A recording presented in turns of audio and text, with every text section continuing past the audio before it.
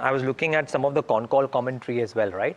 That aspirational or the target 1 lakh crore revenue that you guys have spoken about, is that by FY28 or 29? Just for my clarity, because I think the growth rates CAGR number changes materially depending on the year target.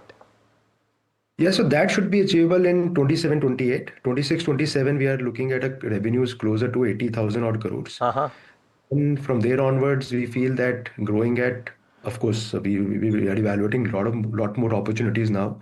But I am assuming that even if growing at around 30-35% should not be a problem. So that we should be able to achieve those numbers in 27, 28. Got it. So, I mean, if you do it in FY28, that's about a 37% CAGR from FY25, which is commendable.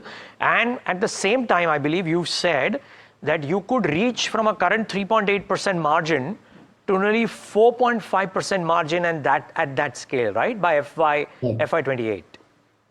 Yeah, so we feel that all these activities of operating leverage, backward integration, there can be 100 bips margin expansion, slightly 100 bips more also. Wow. Margin expansion, but that will largely reflect in 27, 28 when all the backward integration play for us gets ramped up and stabilized.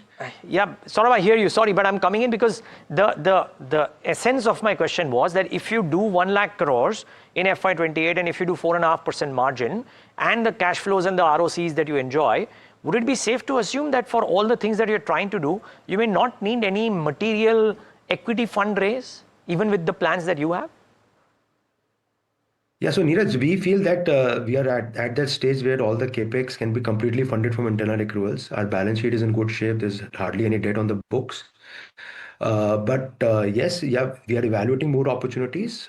We feel that if the larger opportunities come beyond my balance sheet maintenance of debt to equity or the internal accruals or the earnings visibility, then we might come. But otherwise, we feel confident that so far that it will be completely done from the internal accruals. Yeah.